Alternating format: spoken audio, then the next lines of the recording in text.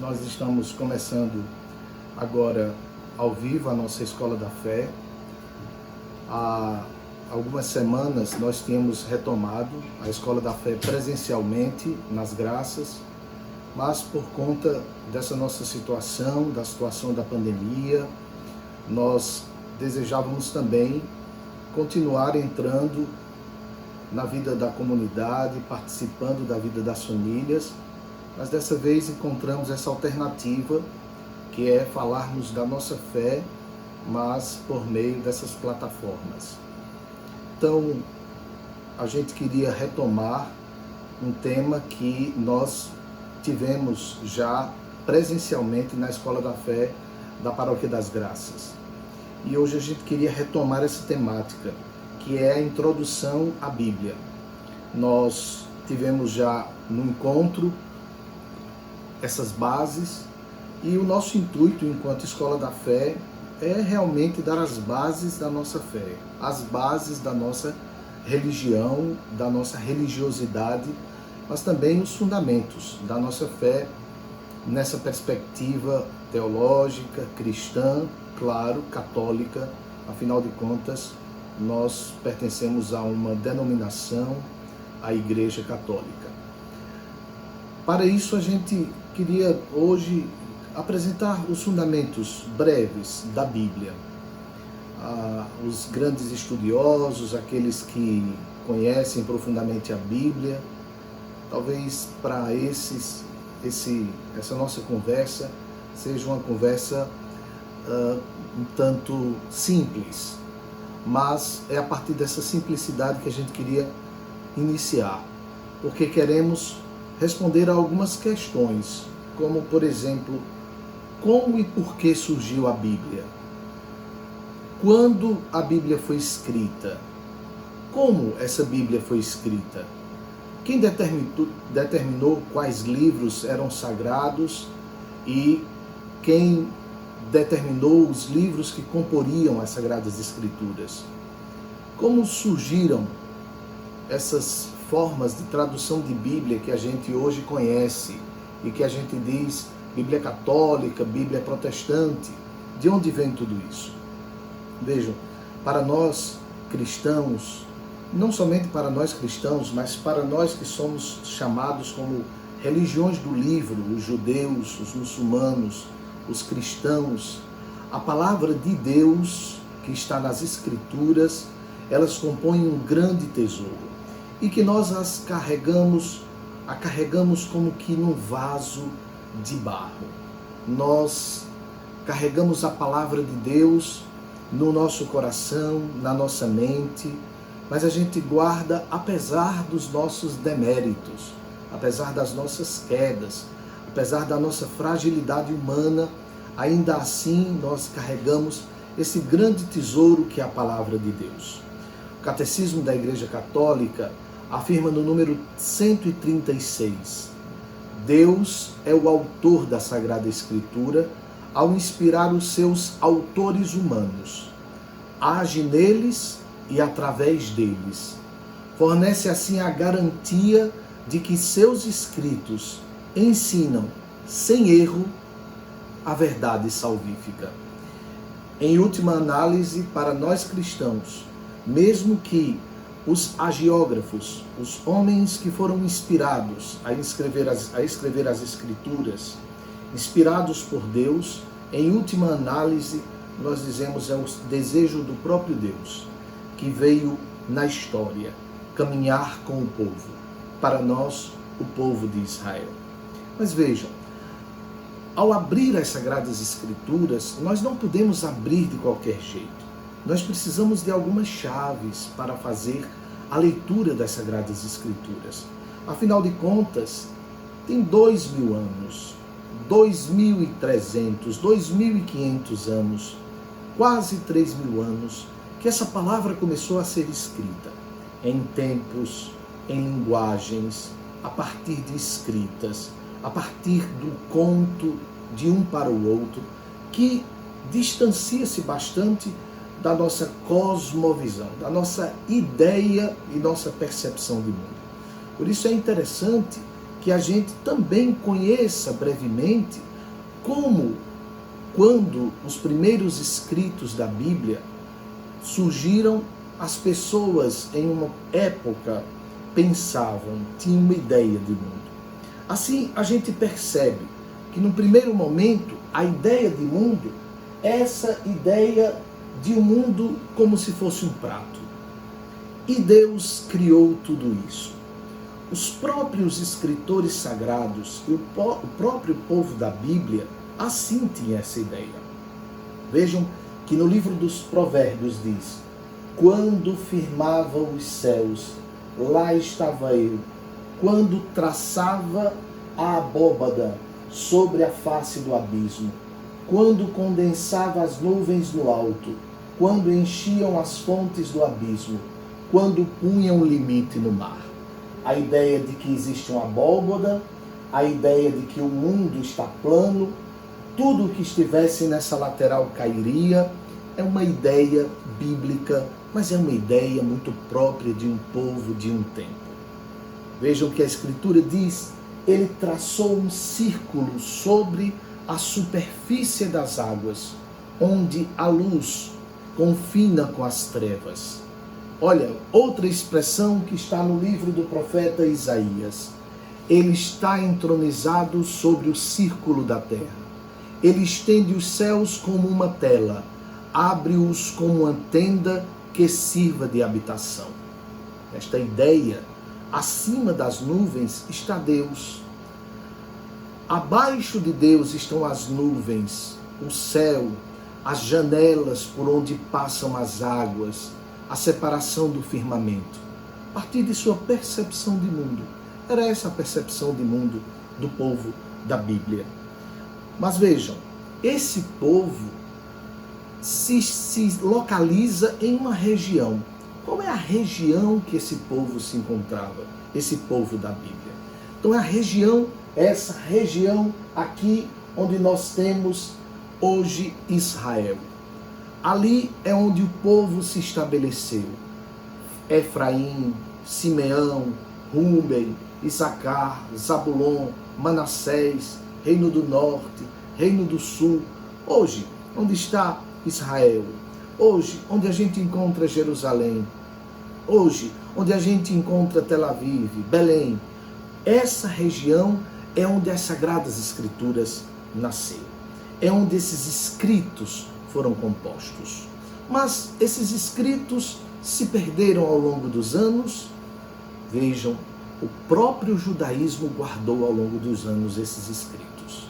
Depois, os cristãos pegaram aquilo que os judeus haviam escrito como palavra de Deus sagrada e a ele anexaram tudo o que relataram sobre o próprio Jesus Cristo. Lembremos também que para os muçulmanos, esses escritos que foram escritos nesta terra têm sua importância também. Como disse, somos religião do livro. Mas nos nossos dias, no século passado, nós chegamos a ter algumas evidências de que essa palavra que foi escrita há tanto tempo não foi corrompida ao longo da história. Século passado, um jovem estava cuidando de suas ovelhas e esse jovem vê que uma ovelha entra numa fenda de pedra. Nessa fenda de pedra ele quer tirar a sua ovelhinha. E quando ele joga uma pedra, ele sente que bateu em alguma coisa. Aquele pequeno pastor vai lá e vê que tem alguns potes de cerâmica. Ali dentro, alguns rolos escritos. São aquilo que nós chamamos hoje de documentos do Mar Morto, ou de Qumran. Ali se encontrou muita coisa escrita, ainda do tempo de Cristo, escritos com 2000 anos. Assim, a maioria desses documentos que foram encontrados em Qumran foram escritos ainda em pergaminhos, couro de pele de animal preparado para a escrita.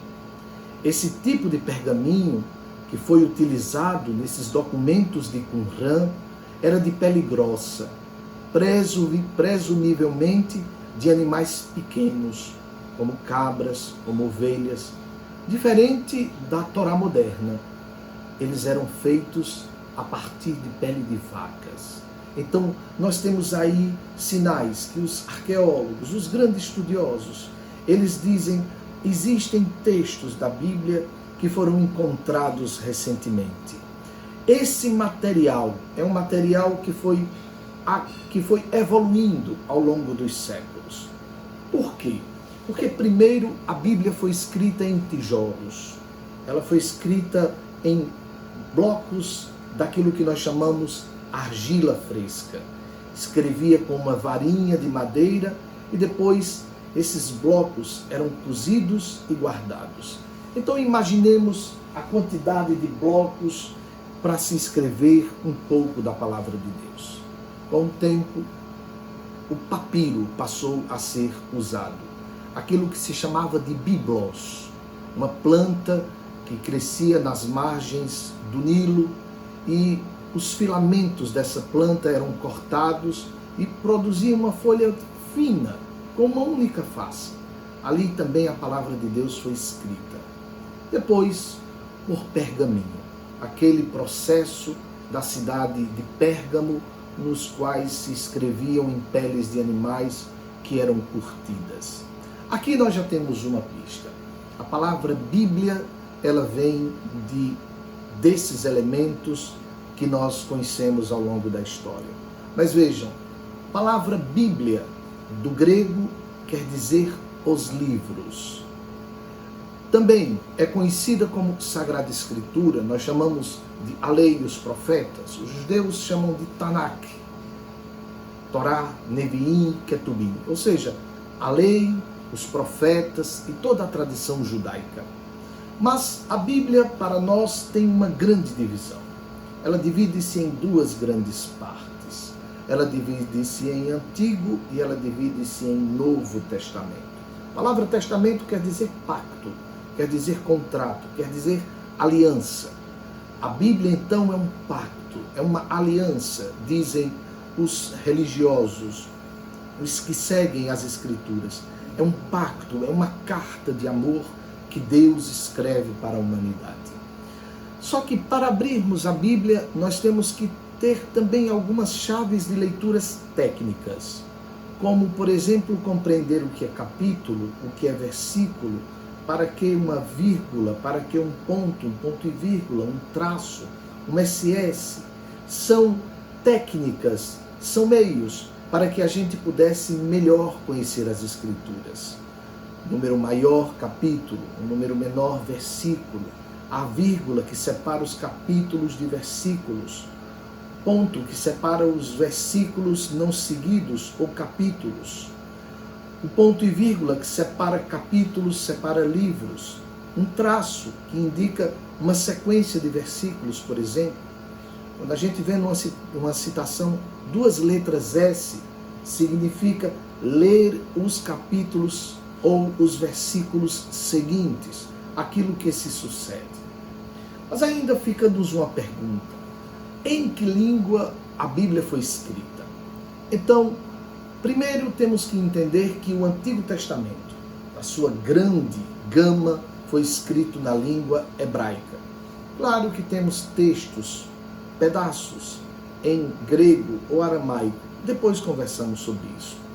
Esse Antigo Testamento foi escrito no idioma oficial da nação israelita, exceto algumas dessas passagens, como Esdras, Jeremias e Daniel, foram escritos em outro idioma. Isso vai nos ajudar a entender por que nós temos algumas traduções de livros a mais ou a menos para algumas religiões.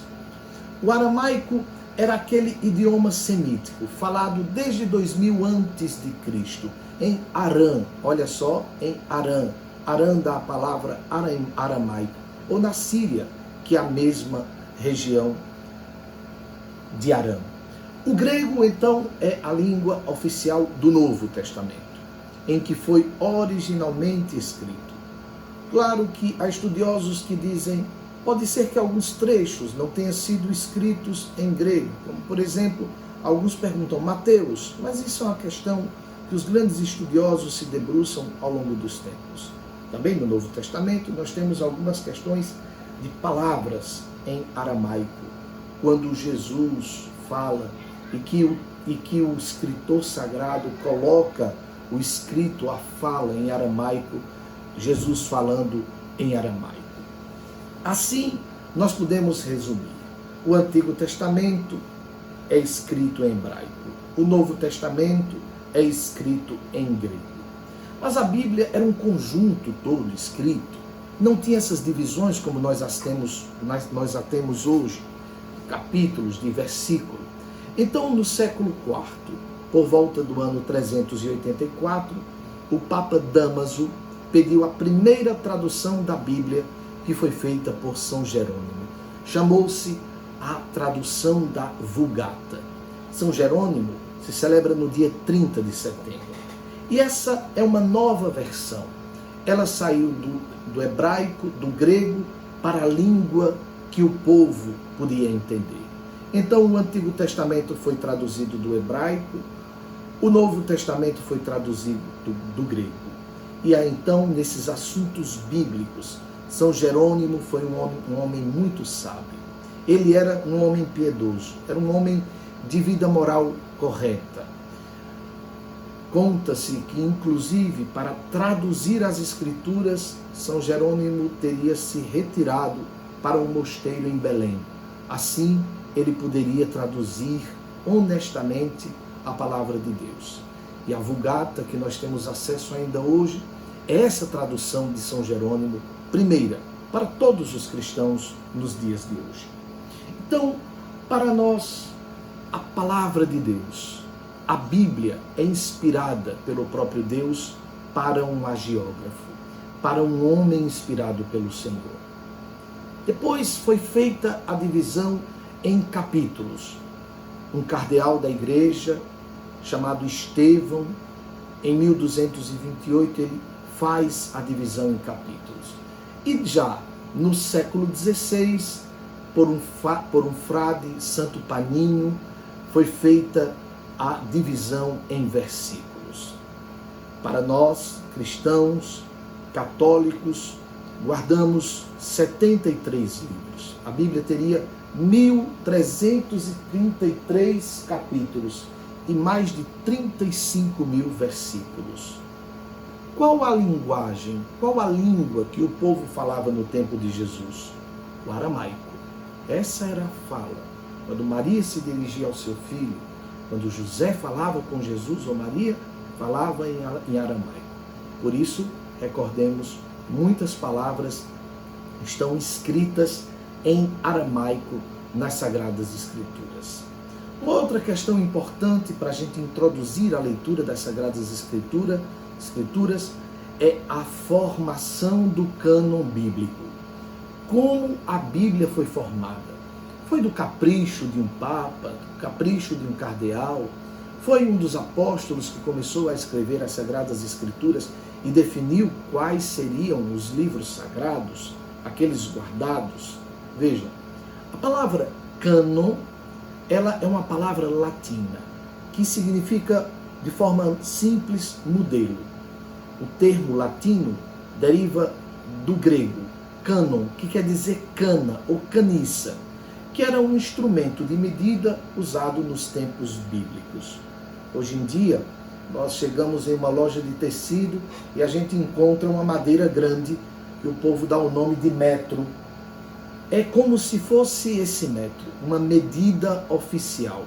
Então, perguntando o que é o cânon da Bíblia, eu dizia, lembra caniça, o caniço. O cânon da Bíblia é, portanto, a lista dos livros inspirados que formam a Bíblia. Ou seja, esses que dão testemunho da revelação de Deus, servindo como norma, como procedimento cristão e como um critério, como uma régua, através dos quais se mede corretamente e justamente a doutrina, a fé. Aqui a gente pode ter como inspiração a carta aos Gálatas e a segunda carta a Timóteo, que nos traz esses elementos.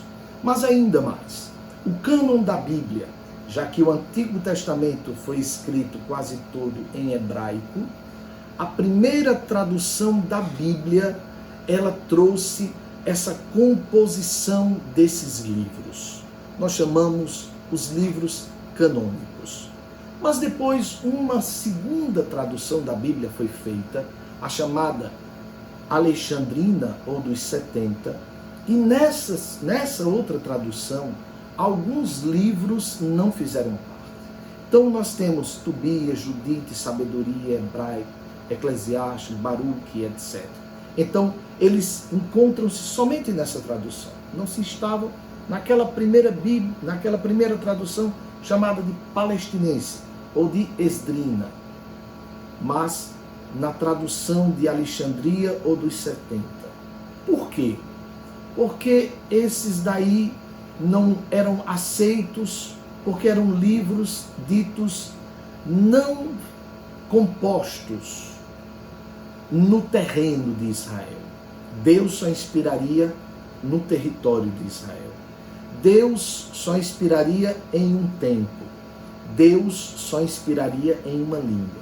Então, um grupo de judeus disse, olha, se não é escrito no território de Israel, como nós chamamos hoje, se não foi escrito até o tempo de Esdras, ou seja, depois de Esdras, se não foi escrito na língua hebraica, não é inspirado por Deus. Um outro grupo, um grupo mais recente, dizia, não, Deus não tem somente uma língua. Deus pode falar hebraico, aramaico ou grego. Deus não inspira apenas em um lugar geográfico. Deus é livre, Ele é dono do mundo inteiro. Deus não inspira apenas em um tempo, em um período da história, mas Deus inspira para além. Tanto é que nós aceitamos todo o Novo Testamento, que foi escrito bem depois de Esdras. Então, para nós católicos, a Bíblia é essa Bíblia completa, com Tobias, Judite, Sabedoria, Eclesiástico, Baruque, 1º e 2º Macabeus, algumas partes de Daniel e também de Esther. Esses aí, para nós, são chamados livros deuterocanônicos. Deuterocanônicos. Agora, também existem livros que são chamados de apócrifos. Por exemplo, nós encontramos nas editoras católicas ou não católicas o Evangelho de Pedro. Quando a igreja, ao longo dos anos, foi fazendo um estudo exegético desses textos, percebeu que esses livros, como o Evangelho de Pedro e outros, eles não tinham toda a base teológica, histórica, a base que os outros livros tinham. Por isso, foram chamados de evangelhos apócrifos, ou livros apócrifos. Agora, nós queríamos brevemente recordar como a Bíblia está dividida. Em qualquer site, em qualquer imagem do Google, nós vamos encontrar uma estantezinha como essa, que apresenta-nos as grandes divisões da Bíblia. O Antigo e o Novo Testamento, esses 5 primeiros livros, chamados de Pentateuco, Pentateuco, Gênesis, Êxodo, Levítico, Números e Deuteronômio. Para os judeus, aqui está a Torá, está o sumo, o suprassumo daquilo que Deus veio revelar à humanidade, para os judeus. Depois veio os chamados livros históricos, como Josué, Juízes, Ruth, 1º e 2º Samuel, 1º e 2º Reis, os 2 livros de Crônicas, Esdras, Neemias, Tobias, Judite, Esther e 1º e 2º Macabeus. Recordemos esses 2 livros que estão na Bíblia Católica. Depois nós temos os chamados livros sapienciais. Há quem traduza com o nome de poéticos. A literatura sapiencial é uma literatura bela, é uma literatura conhecida não somente pelo povo judeu, mas também por outros povos. Ali temos o famoso livro de Jó, temos os Salmos, Provérbios, Eclesiastes, Cântico dos Cânticos, Sabedoria e Eclesiástico. Depois, então, partimos para os livros proféticos, os profetas maiores e os profetas menores. Isaías, Jeremias, Lamentações, Baruque, Ezequiel, Daniel, Oséias, Joel, Amós, Abdias, Jonas, Miqueias, Naum, Abacuque, Sofonias, Ageu, Zacarias e Malaquias. Daí nós chegamos aos evangelhos. Dessa parte para cima nós temos o Antigo Testamento. Aqui nós temos o Novo Testamento. Os evangelhos chamados sinóticos porque eles se assemelham. Mateus, Marcos e Lucas. E o quarto evangelho tem um estilo literário bem diferente, que é o evangelho de João. Ali nós temos também os Atos dos Apóstolos. Os estudiosos dizem que os Atos dos Apóstolos pertencem à literatura de Lucas. Depois, então, as chamadas epístolas ou cartas, desde os Romanos até a carta aos Hebreus, passando por 1º e 2º Coríntios, Gálatas, Efésios, Filipenses, Colossenses, 2 cartas aos Tessalonicenses, bem como também 2 de Timóteo, Tito, Filemon e Hebreus. E por fim, nós temos as chamadas epístolas católicas ou epístolas universais. Essas são compostas por Tiago, Pedro, 2 cartas, João, 2 cartas, 3 cartas, aliás, e Judas, mais uma carta, para chegarmos a um livro que tem também uma literatura muito interessante, que é o livro do Apocalipse. Ele está de roxo porque também, de alguma forma, a sua literatura é profética, a literatura do livro do Apocalipse. Dito isso, nós podemos compreender que a Bíblia é esse conjunto de livros que revelam a vida de Deus presente na história dos homens e das mulheres. A Bíblia, e nela encontramos a palavra de Deus expressa para os homens e mulheres, revelando qual o projeto de Deus, que quer transformar a história e leva em direção à liberdade, a vida plena para todos. É isso que a Bíblia deseja. O que nos diz, então, a Constituição dogmática da Igreja sobre a revelação divina do Concílio Vaticano II. Deus, na Sagrada Escritura, falou através de homens e de modo humano. As palavras de Deus, expressas por línguas humanas, se fizeram semelhantes à linguagem humana. Tal como outrora, o Verbo do Pai Eterno, havendo assumido a carne da fraqueza humana, se fez semelhante aos homens. A palavra de Deus se fez carne e habitou entre nós.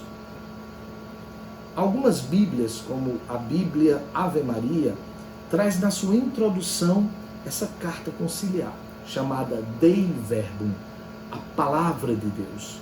É uma carta pequena que a igreja orienta como nós devemos amar, respeitar, ler e meditar a palavra de Deus e torná-la como um guia da nossa vida pessoal, nossa vida familiar, nossa vida eclesial, mas também da nossa vida humana, em contato com toda a humanidade.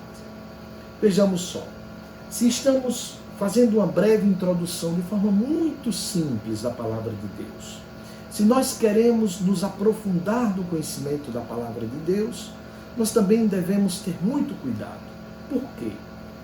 Porque a palavra de Deus, ela tem algumas questões complexas que não podem ser lidas ao pé da letra.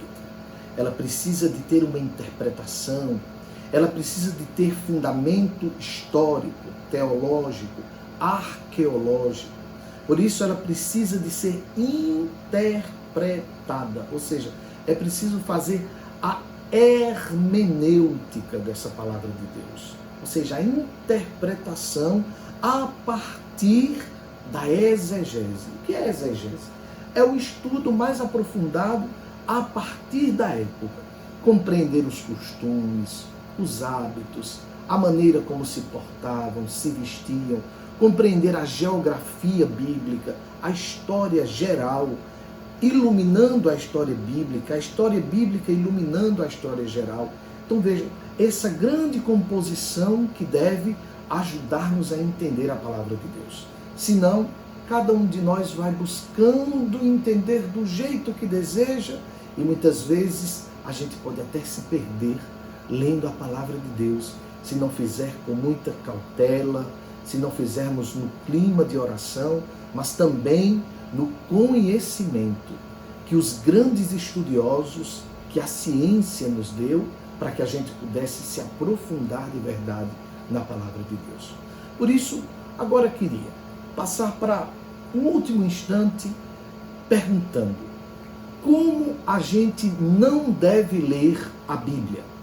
Vejam só, a gente pode cometer até alguns pecados lendo a Bíblia, para usar uma palavra muito simples, tendo, por exemplo, uma leitura fundamentalista da palavra de Deus. Nós temos que ter cuidado, porque parece que até estamos tendo uma grande onda nova de fundamentalismos da palavra de Deus. E o que é isso? É interpretar o texto sagrado ao pé da letra. Temos que ter cuidado com isso, sem levar muitas vezes em conta o que o texto diz por trás das palavras.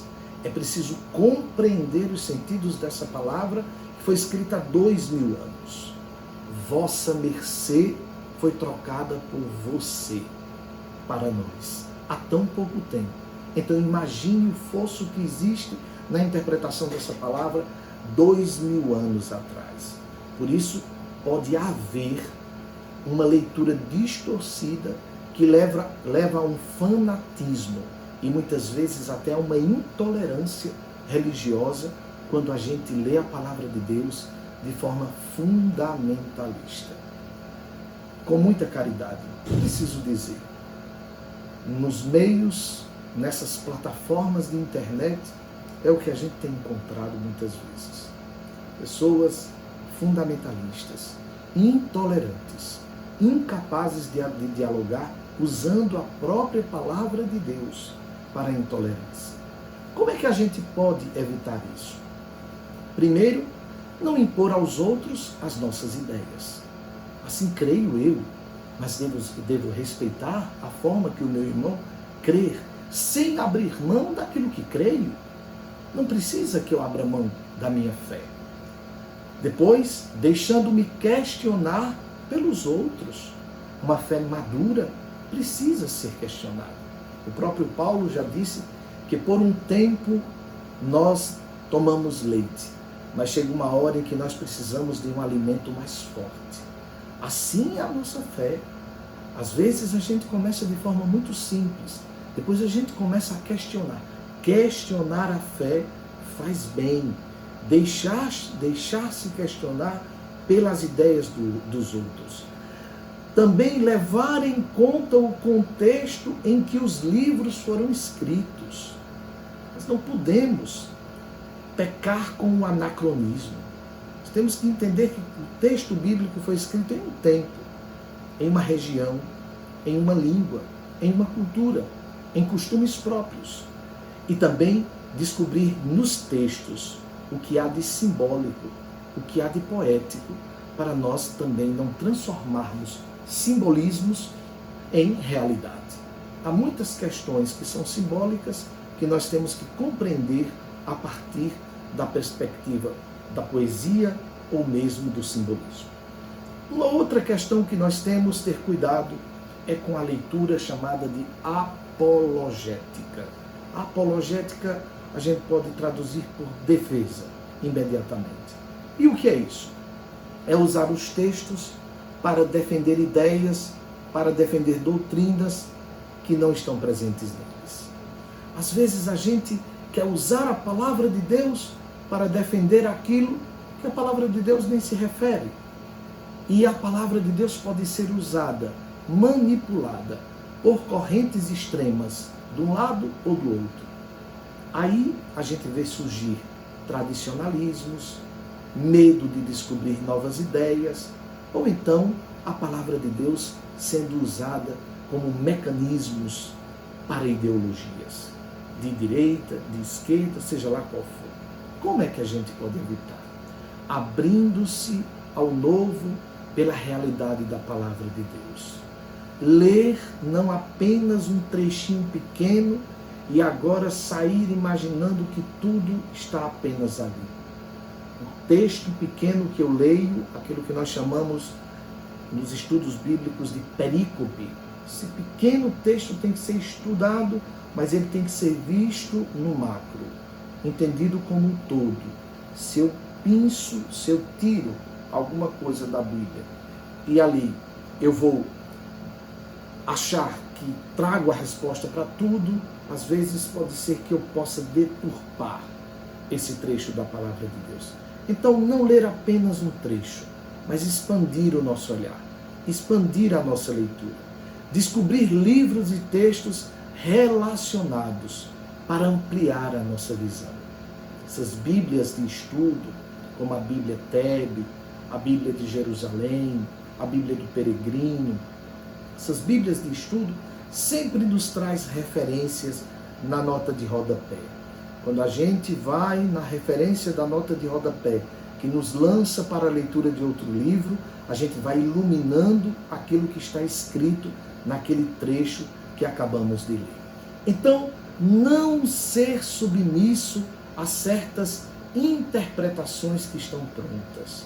Hoje, há uma infinidade de Bíblias dadas como especificamente para públicos. Nós temos que ter muito cuidado.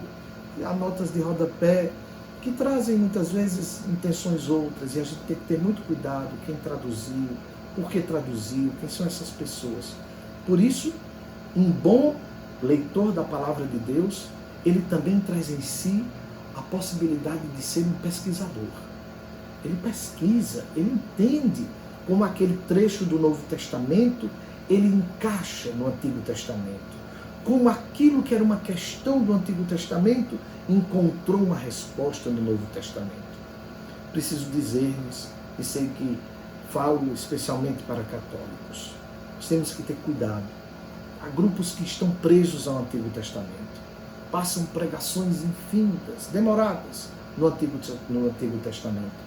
Parece que Jesus não veio, parece que o Novo Testamento não existe. O Antigo Testamento é iluminado pelo Novo Testamento. Nós não podemos ficar do Antigo Testamento. Para nós cristãos, o Novo Testamento é a revelação do próprio Cristo Jesus, Deus que se fez homem para nos salvar. É nessa perspectiva que a gente lê, sendo fiel ao conteúdo dos textos estudados, sendo fiel à palavra de Deus e buscando essas orientações. Por isso, queria lembrar que a igreja, ao longo desses 2000 anos, no seu magistério, no seu ensino e na sua tradição, nos apresenta os melhores caminhos para que a gente interprete a palavra de Deus. Se nós acessarmos sites como o do Vaticano, ali encontramos o Catecismo da Igreja Católica, encontramos os documentos que orientam a leitura da palavra de Deus, de escritores cristãos sérios, que podem nos ajudar a entender a palavra de Deus. Eu recordava um trecho que cheguei a estudar por ele, Bíblia, Palavra de Deus, curso de introdução à Sagrada Escritura, de Valério Manucci. É da Paulus esse livro. Eu fiz teologia por ele, como também muitos outros. Textos assim nos ajudam a entender, a compreender a palavra de Deus, sem fazer certas defesas, sem fundamento, mas buscando compreender a palavra de Deus na sua profundidade. Uma outra questão é a leitura intimista da Bíblia, que nos nossos dias está muito em voga. O que é isso? Interpretar o texto exclusivamente em benefício pessoal. Ou seja, para responder às minhas dúvidas, as minhas noias, as minhas questões, uma coisa tão intimista, tão ensimesmada, tão subjetivista, que não nos permite olhar ao nosso redor. Ou seja, achar que eu sou o único destinatário dessa palavra. Lembremos-nos que a Bíblia, ela fala da história de um povo. Deus se revelou a Israel. E nós somos o novo Israel. A igreja, corpo místico de Cristo, é para quem esta palavra fala. Então temos que ter muito cuidado para que a gente não interprete que a Bíblia foi escrita somente para mim. Ela foi escrita para mim, mas ela foi escrita para toda a comunidade e todos os homens de coração aberto. Por isso, muito cuidado. Certos emocionalismos na palavra de Deus. Sempre que leio, choro, me arrepio, entro em transe. Cuidado, muito cuidado com isso. Cuidado não absolutizarmos textos agradáveis àquilo que nos interessa e negarmos aquilo que não nos interessa. É preciso aceitar da palavra de Deus aquilo que me agrada, mas também aquilo que corta a minha carne. A palavra de Deus, ela é afiada como lâmina. Ela corta indo, corta voltando. A palavra de Deus aquece o coração, mas ao mesmo tempo angustia. Se a palavra de Deus, ela não mexer no nosso coração e até certo ponto não desinstalar a nossa alma, ela pode ser até um lenitivo. Temos que ter cuidado. Por isso, é preciso abrir-se à dimensão social e comunitária da Bíblia. As interpretações coletivas, eclesiais, para que não seja resposta só para o meu subjetivismo. É importante que eu não leia sozinho. Eu tenho orientações de livros, de textos que vão me auxiliar a ler a Bíblia. Nas livrarias existem textos introdutórios para que a gente possa compreender a palavra de Deus. Nas livrarias, especialmente, eu posso me referir às livrarias católicas. Nós temos livros, temos trechos, eu aqui os tenho, que orientam como a gente lê a palavra de Deus. Por isso, não ler sozinho, mas buscar a opinião dos estudiosos da palavra de Deus. Buscar ler esses textos para além do que eles aparecem à primeira vista, mas respeitar que esse texto é autônomo. Eu não posso monopolizar a palavra de Deus. Ou seja, reconhecer que ele foi escrito para outras pessoas, numa situação histórica diferente da minha história, e que eu posso trazer para mim uma lição. Uma outra questão que podemos também observar é uma leitura nos nossos tempos, como foi chamado de leitura esotérica da palavra de Deus. E o que é isso? É como se a Bíblia fosse um livro de fórmulas mágicas. Eu leio um determinado texto e aí a Bíblia vai me dar uma resposta. Ou então, como foi visto, como ciência oculta. Existe um ocultismo na palavra de Deus. A Bíblia diz que o véu que separava, ele foi rasgado de alto a baixo quando Cristo morreu na cruz. O que tinha que ser revelado já foi revelado.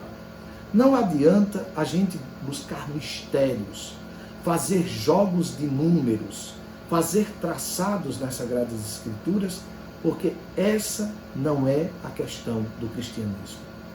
Tudo o que havia de ser revelado para nós cristãos já foi revelado por Cristo. Nada mais. Tudo está nas Sagradas Escrituras.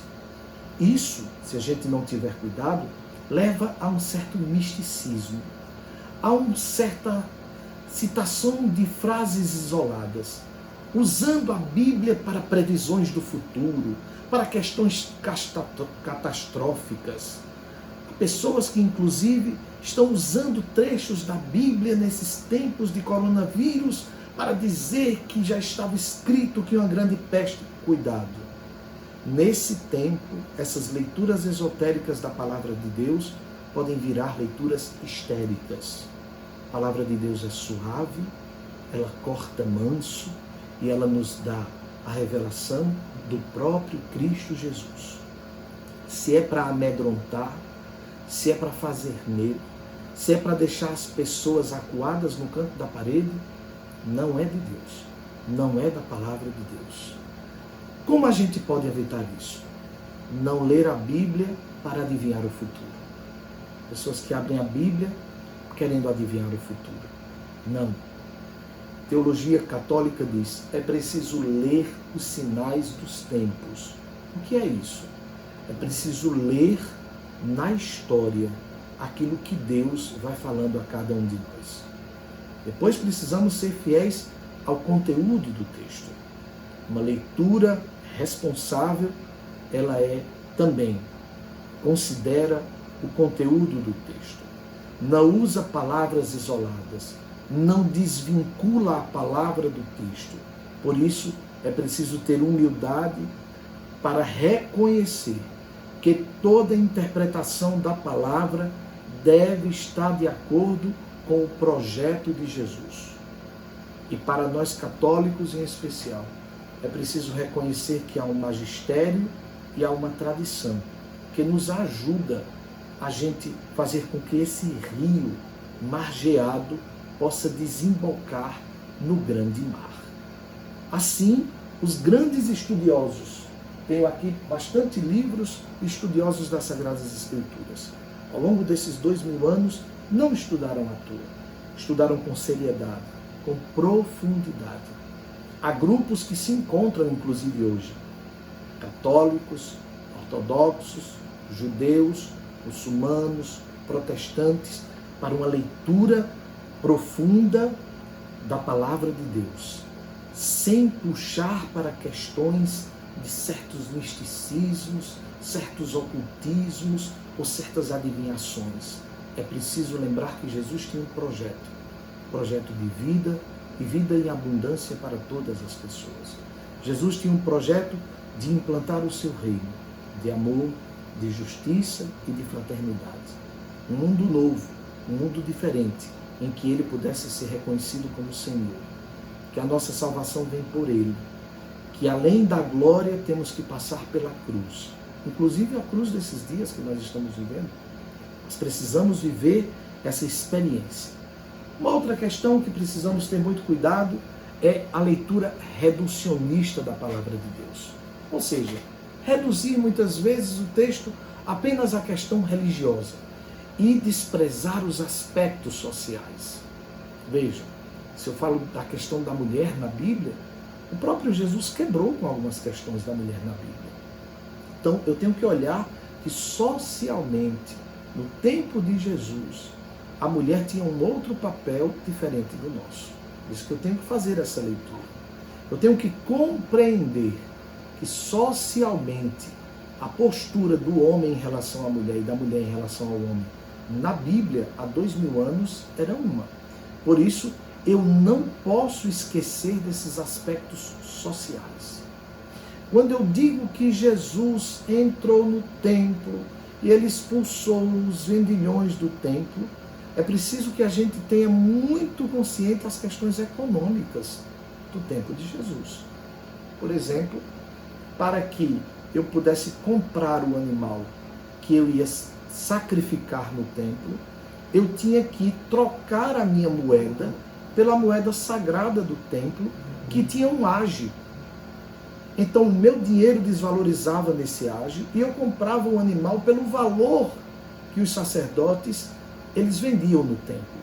Então vejam, se eu não tenho esse olhar, se eu não faço essa leitura econômica, eu não entendo. Se eu vou falar de Jesus diante do Sinédrio, eu tenho que entender quem compunha o Sinédrio, quem eram os anciãos, quem eram os sacerdotes, quem eram os fariseus, os zelotes.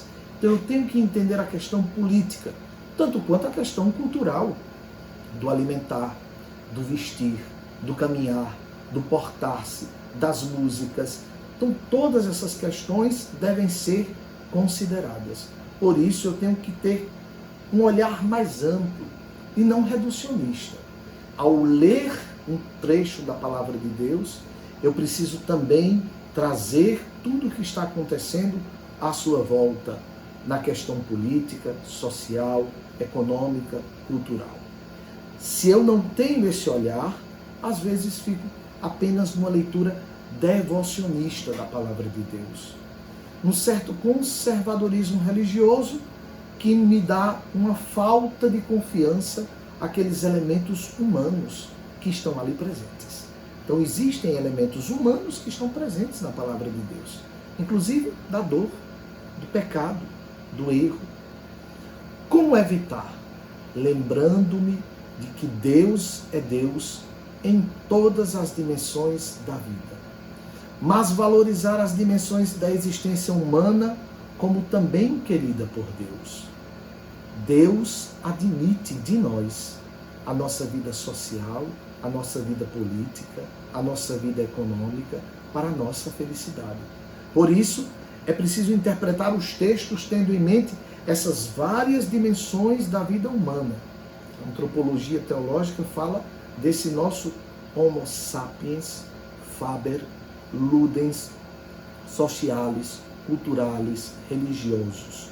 Todas essas dimensões humanas, não somente um ser humano que fica olhando para o céu, esperando que o milagre caia do céu, mas compondo a própria história, compondo a própria história iluminados pela palavra de Deus.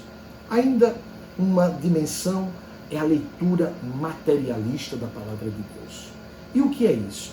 É interpretar a palavra de Deus de uma forma puramente científica. Olhar o texto e buscar respostas científicas. Negar que existe inspiração divina no texto.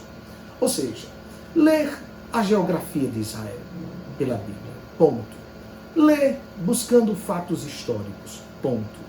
Ler buscando fatos e questões biológicas. Ponto. Não. Essa leitura vai se tornando uma leitura materialista, cientificista.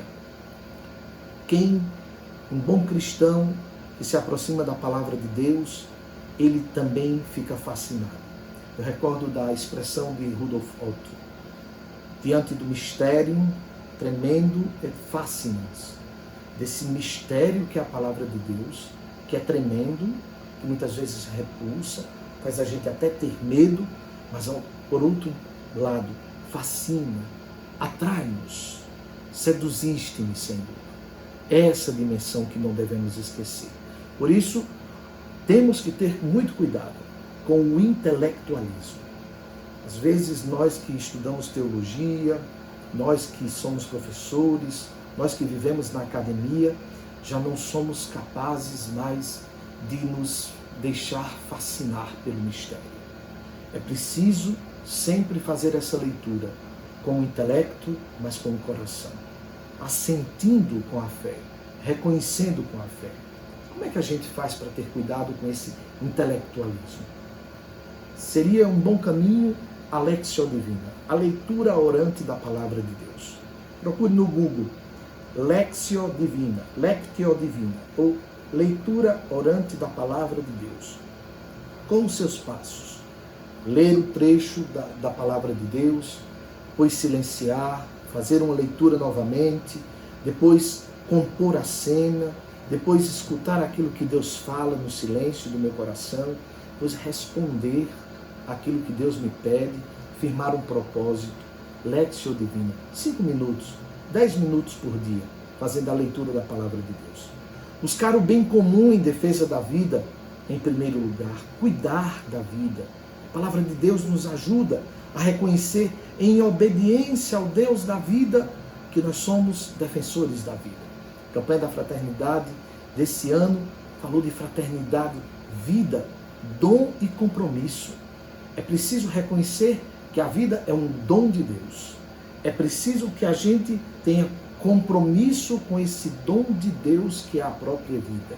Assim, reconhecer com humildade a presença do Deus vivo na história, especialmente na história dos que mais sofrem. Papa Francisco cunhou a expressão nas periferias geográficas e existenciais da vida. Ali, reconhecer o olhar de Cristo, reconhecer a pessoa de Jesus. Dia de hoje, nós tivemos notícias de que um padre na Itália pediu que dessem o aparelho de ventilação que estava usando ou que iria usar para alguém mais jovem, que era um pai que tinha uma família. E esse sacerdote de 72 anos terminou morrendo, mas foi capaz de abrir-se, de abrir o seu coração e de ver que ali junto tinha um pai que precisava de cuidar da sua família. Deu sua vida.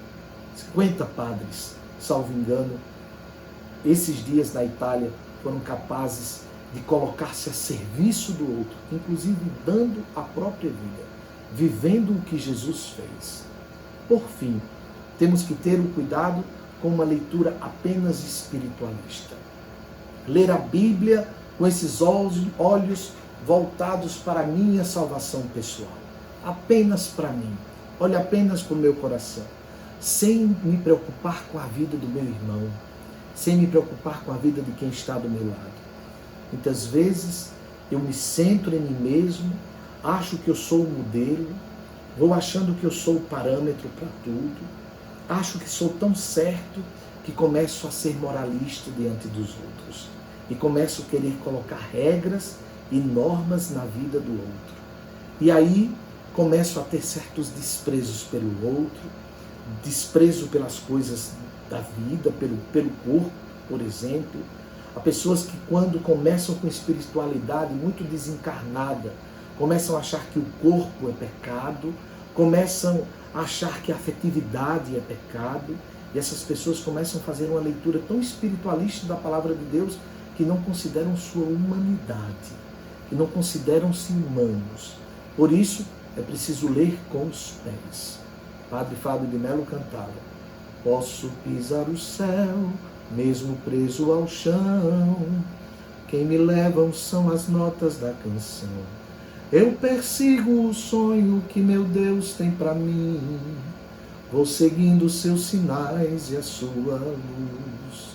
Ou seja, alçar o grande voo, sem perder a base onde nós estamos. Lembrando que não há alma sem corpo, não há corpo sem alma.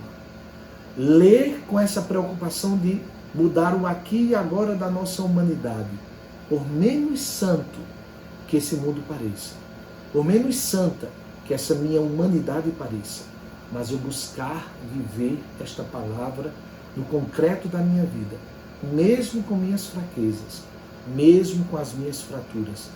Deus me ama e a palavra de Deus se revela também para mim e para a minha comunidade. Por isso, queria deixar, nesse último instante, algumas considerações de como ler a palavra de Deus. Primeiro, com muito respeito, porque é a palavra de Deus. Para nós cristãos, não é a palavra de qualquer um. Foi qualquer pessoa que escreveu. Não que as pessoas não sejam importantes, mas para nós, o próprio Deus. A liturgia católica é muito significativa. Quando o Antigo Testamento é lido, quando as cartas do Novo Testamento são lidas, sempre se diz palavra do Senhor, é palavra de Deus. E nós atentamente respondemos graças a Deus, que Deus escreveu uma carta de amor para nós. Mas vejam, na liturgia católica, de forma muito significativa, enquanto as outras leituras estamos sentados, no Evangelho nós ficamos de pé. É o próprio Jesus quem nos fala.